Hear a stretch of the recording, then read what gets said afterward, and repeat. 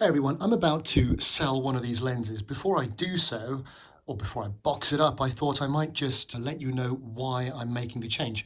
I've had them both for a while now, got them relatively cheaply, secondhand. Here you've got the 100 to 400 Canon USM, etc. image stabilizer, 4.5 to 5.6 aperture. You can see it's quite a big extendable zoom lens, 100 to 400, quite a long way.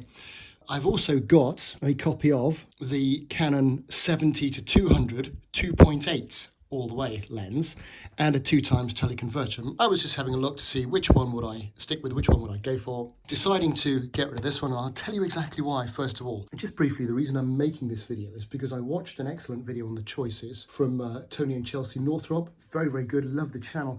They didn't mention this thing much about aperture, which is kind of the primary thing, and the comparison between the two from an aperture perspective. So I just thought I'd add that bit into the conversation, if you like, but go and look at their wonderful video. It's pretty simple because size, well, you might not like the fact that this gets really, really, really big, and when you stick a lens hood on the end, it's even bigger still, and it's just kind of like that telescopic thing. You can feel the air coming out, and you're wondering what it's sucking in when you're doing that as well over the long term.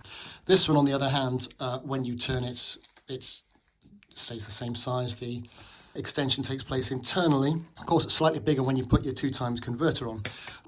When you put a converter on, so if I put a converter on that, it takes it from 140 to 400, as opposed to that, of course, is 100 to 400, so difference there. With this one, when you put the converter on, you do lose 2 stops of light. So basically it takes the lowest stop from 2.8 to a consistent 5.4. So effectively, while with this one, you've got 4.5 up to about the 200 plus mark, and then 5.6 beyond that.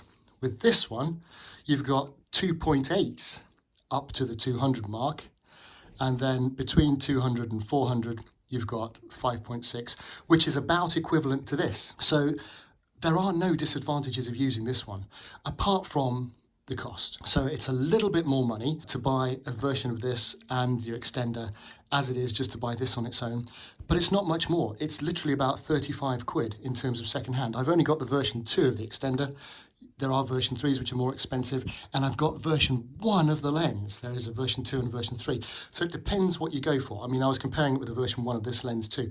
Depends what you go for, but from my experience, you get all the advantages of a 2.8 all the way up to 200, and then from 200 to 400 you've got a 5.6, which is actually the same as this anyway.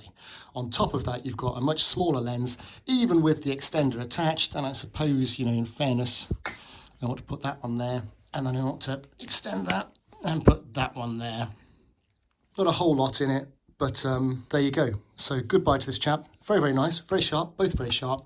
But this has got much more advantages, and for the 35 quid difference, which is the second-hand value, if you look around and get them, I'm keeping these two boys. A little bit more effort as well, admittedly, and this one is in fact been sold, and I hope it does very, very well wherever it goes.